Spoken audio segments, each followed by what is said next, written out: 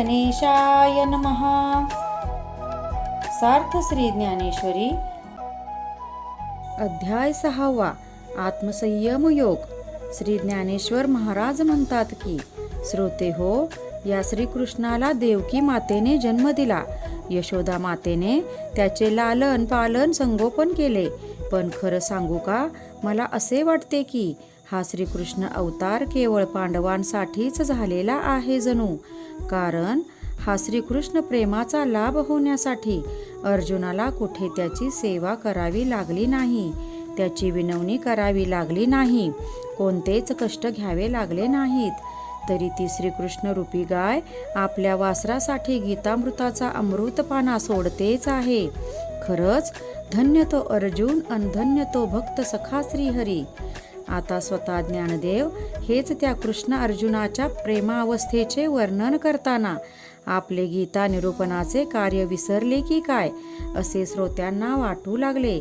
त्यांनी ज्ञानदेवांना भानावर आणत मूळ कथा पुढे चालवा अशी विनंती केली. तेव्हा मागील कथासूत्र पुढे नेताना ज्ञानदेव म्हणाले, श्रोतेजन हो, अर्जुन श्रीकृष्णास असे म्हणाला की, हे केशवा, अरे ती तू जी योगी किंवा संत साधक उपासकाची लक्षणे सांगितली आहेस, माझ्याकडे नाहीत हे मी जाणतो.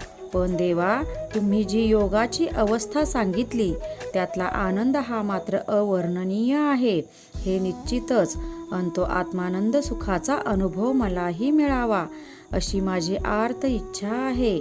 तेव्हा मी त्या अवस्थेस पात्र होण्यासाठी, माझ्या अंगी ती पात्रता येण्यासाठी तू काहीतरी उपाय करशील का? मला ते साध्य साधण्याचे इंगित सांगशील का? तेव्हा आधीच अर्जुनाच्या प्रेमाने तृप्त झालेला भगवान त्याच्या या ज्ञानमार्ग जिज्ञासेने अधिकच दयाद्र झाला. भगवंतानी मनोमन जाणले की ब्रह्मरूप होण्याची इच्छा निर्माण झाली आहे. त्याच्या उदरी वैराग्याचा अंकुर फुटू लागला आहे. तेव्हा अशा आर्त जिज्ञासू अनज्ञान इच्छुकांचे मनोरथ हे पुरवायलाच हवे. म्हणून मग भगवंत म्हणाले, बा अर्जुना, अरे तो योग्य मार्ग हा कसा आचरायचा, त्यासाठी काय करायचे हे मी तुला तर सांगणारच आहे. परंतु त्याआधी मी तुला काय सांगतो ते नीट लक्ष देऊन ऐक. अर्जुना, हा योग मार्ग सर्व मार्गांचा राजा आहे. त्याचा प्रारंभ हा साधकाच्या प्रवृत्तीने होतो आणि त्याचा शेवट हा निवृत्तीत आहे. या चिंतनमय पाऊल वाटेने मार्गाक्रमण करीत गेलेला साधक हा ते उत्स्फूर्त आत्मज्ञान प्राप्त करून घेऊ शकतो. या मार्गाचे आचरण करीत असताना त्या योग्याला तहानभुकेचे भान राहत नाही. स्वतः भगवान शिवशंकर हे याच मार्गाची यात्रा करीत आहेत. हा मार्ग आचरूनच मागे अनेक महर्षी, योगी, अभ्यासक हे सिद्ध अवस्थेला जाऊन पोहोचले आहेत. या मार्गावर एकदा का साधकाचे पाऊल पडले की मोक्षमार्गीचा वाटसरू झालाच म्हणून समजावे. कारण या मार्गाच्या प्रत्येक पावलागणिक तो साधक मोक्षाच्या साध्याच्या जवळ जात असतो. मोक्ष त्याच्या समीप येत असतो. अर्जुना, या योग मार्गावर चालायचे म्हणजे कोठे भ्रमंती करायची नाही, तीर्थयात्रा करायची नाही, तर या मार्गावर चालायचे म्हणजे त्या आत्मशोधाच्या साधनेसाठी बसायचे. आता कुठे बसायचे, त्याचे आसन कसे असावे, ही साधनेची बैठक कशी घालायची अन करायचे काय, हा सर्व भाग मी तुला क्रमाक्रमाने सांगतो. ते नीट ऐक. या साधनेसाठी एखादे शांत प्रसन्न असे स्थान शोधावे. एखादे शिवालय, मठ किंवा वृक्षाची सावली शोधावी. तिथे आसन कसे घालावे, तर तळात दर्भांकुर असावेत, त्यावर हरणाचे कातडे आणि त्यावर एक धूतव्रस्ताची घडी असावी. आसनावर बसण्याआधी योगी, साधक, उपासक याने प्रथम आपल्या सद्गुरूंचे स्मरण करावे. मन शांत प्रसन्न ठेवून मन आणि बुद्धी ऐक्य साधावे. आसनावर बसताना मांडी घालून पाठीचा कणा ताठ ठेवून दोन्ही हातांचे तळवे पावलांवर स्थिर ठेवून मूळबंध किंवा वज्रासनाच्या प्रकारात बसावे. हे वज्रासन साधले असता अपान वायूचा खालचा मार्ग बंद होतो.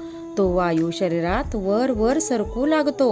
हात सरळ समोर मांडीवर ठेवले असल्याने आपोआपच खांदे उंचावतात. मस्तक दृढ होते. दृष्टी नाकाच्या टोकावर स्थिर करावी. या मुद्रेस जालंधरबंध असे म्हणतात. या अवस्थेत पोट मागे ढकलले जाते. बेंबी फुगते, आकाराने मोठी होते. हृदयकोश हा आतल्या आत पसरू लागतो. यावेळी गुदद्वार अन बेंबीच्या खालील भागात जी स्थिती निर्माण होते तिला ओढियाना बंद असे संबोधले जाते.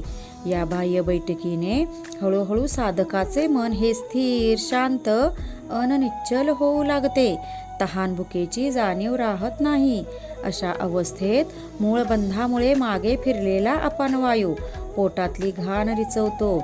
या कार्यासाठी शरीरात पृथ्वीतत्व अन जलतत्व यांचे ऐक्य साधण्याचे काम चालू होते. त्यामुळे एखादे वेळी उपासकास काही व्याधी त्रास देऊ शकतात, पण त्याने घाबरू नये, कारण तोच अपानवायू हा व्याधी दूर करतो. या उपासनेत साधक वज्रासनात बसलेला असल्याने त्याच्या शरीरातील उष्णता वाढते. त्यामुळे 3.5 वेढे घेऊन निद्रिस्त असलेली कुंडलिनी शक्ती जागी होऊ लागते. ती तेजस्वी अन पिवळ्या नागिनीसारखी असते. तिचे स्थान हे मूलाधार चक्रात असते. या अवस्थेत साधकाचे प्राण आणि अपानवायू हे वायू एक होऊ पाहतात, पण ही कुंडलिनी शक्ती ते होऊ देत नाही.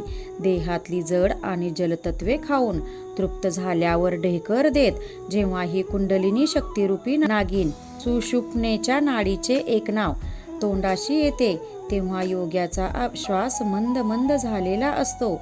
देहाची चैतन्य शक्ती या कुंडलिनी बरोबर सुषुप्नेत प्रवेश करते. त्यावेळी साधकाच्या भ्रुकुटी चक्रात जे चंद्रामृताचे तळे आहे त्याला हलका असा धक्का पोहोचतो. ते सांडते. ते या कुंडलिनीच्या मुखात येऊन पडते. त्यावेळी साधनेच्या काळात योग्याचा अस्थिपंजर झालेला देह पुन्हा ताजा तवाना अन तेजस्वी होऊ लागतो. त्याची देहकांती उजळू लागते. त्याचे वृद्धत्व मागे फिरते. तारुण्य निघून जाते आणि तो पुन्हा बाल्यावस्थेत येतो. अशा वेळी योग्याचा देह हा जरी सुवर्णाप्रमाणे दिसत असला तरी तो फक्त वायुरूपच उरलेला असतो. अशा योग्यापुढे सर्व सिद्धी हात जोडून उभ्या राहतात, पण त्याला त्याची गरज नसते, किंमत नसते. त्याला त्याची आता आवश्यकताही राहिलेली नसते. त्यावेळी प्राणरूपी चैतन्यास हाताशी धरून ती कुंडलिनी शक्ती वर चढत असताना योग्याला अनहत ध्वनी ऐकू येऊ लागतो. त्याचे सहस्त्रदल कमल हे हळूहळू उमलू लागते. त्या कमळात ते शिवतत्व असते. ही कुंडलिनी जेव्हा प्राणमय चैतन्यास त्या शिवतत्वाशी एकरूप करून टाकते तेव्हा योग्याला स्वतःचे असे कोणतेच वेगळे अस्तित्व उरलेले नसते. तो ब्रह्मरूप झालेला असतो. ज्ञानेश्वर महाराज म्हणतात की देह धारण करून त्याच देहाचे साधन करून पुन्हा हा देह धारण करावा लागणार नाही असा जीवमुक्त करणारा हा नाथपंथीय उपासना मार्ग आहे. IMP भगवान श्रीकृष्ण पुढे असे सांगतात की हा असा अभ्यास करणारा अन ब्रह्मरूप अवस्थेला पोहोचणारा योगी आकाशमार्गी होतो. तो पाण्यावर चालू शकतो अन वायुतत्वाप्रमाणे आकाश तत्वाशी एकरूप होऊ लागतो. कुंडलिनी उत्थानाच्या या साधना मार्गाने जीवाशिवाचे ऐक्य साधले जाते. ही एकरूपतेची अवस्था, हे ऐक्य, हे अद्वैतपण शब्दामध्ये वर्णन करता येणे सर्वस्वी अशक्य आहे. हा भाग शब्दांनी वर्णन करण्याचा नाही, तर प्रत्यक्ष अनुभवण्याचा आपल्या प्रचितीचा भाग आहे. हा असा अनुभव जो घेतो त्यालाच सिद्ध असे म्हणतात. जे या मार्गाचे आचरण करतात ते माझ्यापर्यंत येऊन पोहोचतात. त्यावर अर्जुन श्रीकृष्णास विचारतो की देवा, हा मार्ग समजला, पण बाबा रे, आम्हाला त्या मार्गाची साधना जमेल का? ती साधना साधण्यासाठी योग्याची नेमकी पात्रता काय हवी? तेव्हा श्रीकृष्ण अर्जुनास समजावीत सांगतात, अरे पार्था, या जीवनात पात्रता, योग्यता अन साधनेतील अखंडिता असल्याशिवाय कोणतीच गोष्ट जीवास प्राप्त होत नाही. आता या मार्गाचा साधक कसा असावा ते ऐक. जो वृत्तीने विरक्त आहे, ज्याने यमनियमांनी स्वतःच्या देहास बांधून घेतले आहे, ज्याने मनाला संयमाचा लगाम घातला आहे, जो मित आहार मित निद्रा करणारा अन माफक बोलणारा असेल, त्यालाच या मार्गाचा अधिकार आहे. जो ह्या गोष्टी साधतो तोच अंती मोक्षपदास जातो. ही साधना प्रथम थोडी अशक्य अवघड वाटत असली तरी तिच्यासारखी दुसरी साधी सोपी साधना नाही. ही साध्य होण्यासाठी इंद्रियांचे दमन करावे लागते अन चित्ताचा लय करावा लागतो. मनोनिग्रह हा या वाटेवरचा मोठा सहकारी आहे. एकदा का मन आणि बुद्धी यांचे ऐक्य झाले, चित्त शांत व स्थिर झाले अन ते या साधनेत रमू लागले तर काही अशक्य नाही, तो मोक्ष दूर नाही. त्या परब्रह्म प्राप्तीसाठी साधकाने आणखी एक गोष्ट करावी. त्याने आपल्या चित्तास त्या विषयभोगी इंद्रियाकडे जाण्यापासून आवरावे. सर्व विश्व हा ईश्वरी तत्वाचाच खेळ आहे असा दृढभाव मनात ठेवावा. मग मानवी मन त्याचे चित्त कुठेही गेले तरी सर्वत्र तो ईश्वरालाच व्यापलेला आहे. या भावनेने त्याचे चित्त हे भरलेले असल्याने त्याच्या जीवनात शुभाशुभ व सुख दुःख राहणार नाही. ही साधना साधली ना तर अर्जुना तू सुद्धा समदृष्टी मार्गाचा उपासक होशील. त्यावर अर्जुनाने आपली मनातली शंका विचारली. हे माधवा, अरे आमचे मन हे तर अस्थिर अन चंचल आहे. त्या मनामुळे पुढे आमची वृत्ती चाळवते, निश्चय मोडतो, एकाग्रता तुटते. असं असताना आम्हाला ही साधना हा मार्ग कसा जमणार? तेव्हा भगवंत म्हणाले, तुझे म्हणणे अगदी बरोबर आहे. मन हे खरोखर चंचल आहे, यात काही शंका नाही. पण याही चंचल मनाला आवरण्याचे एक साधन सांगतो. ते साधन म्हणजे वैराग्य. निश्चयात्मक भावांनी वैराग्याची कास धरून संयमाने आवरून तू या साधनेस प्रारंभ कर. तू जर ही साधना सातत्याने केलीस तर मी खात्रीने सांगतो तुला तुझे चंचल मन स्थिर करून त्या आत्मसुखात नक्की रममान करता येईल. तुझ्या साधनेच्या अभ्यासाच्या बळापुढे मनाचे बळ शक्ती तोकडे पडेल अन तुझा मोक्ष मार्गाचा प्रवास सुखकर होईल. भगवंतांनी हे असे सांगितले तरी सुद्धा अर्जुनाच्या मनात आणखी एक शंका आलीच.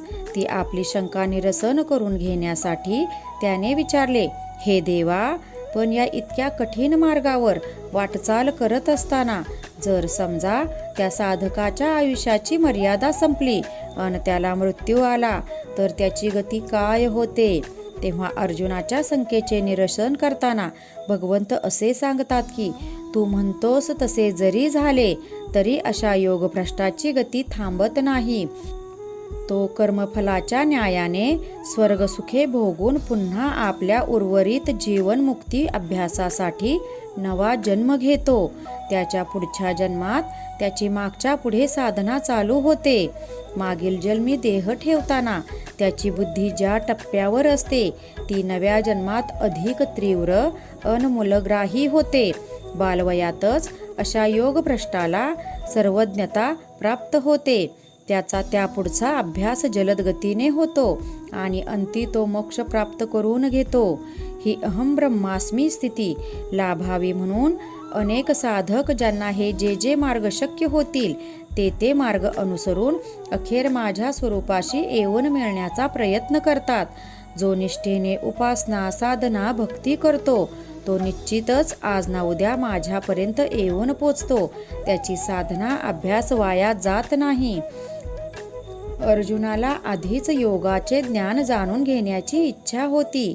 आपल्या निवेदनाने ती त्याची इच्छा दुणावली आहे हे प्रभूंच्या ध्यानी येते अन तो श्रीकृष्ण कृपामेघ अर्जुनावर शतधारांनी अमृत वर्षाव करीत राहतो. ज्ञानदेव म्हणतात, सुजन हो, या निवेदनामार्फत मी शुद्ध ज्ञानाचे बी तुमच्या मनोभूमीत पेरणार आहे. माझे बोल तुम्ही ऐका, ते जीवास लावून घ्या.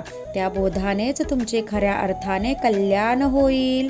तो सुंदर कथाभाग आपण पुढच्या अध्यायात श्रवण करूया. रामकृष्ण हरी. गीता भागवत ज्ञानेश्वरी.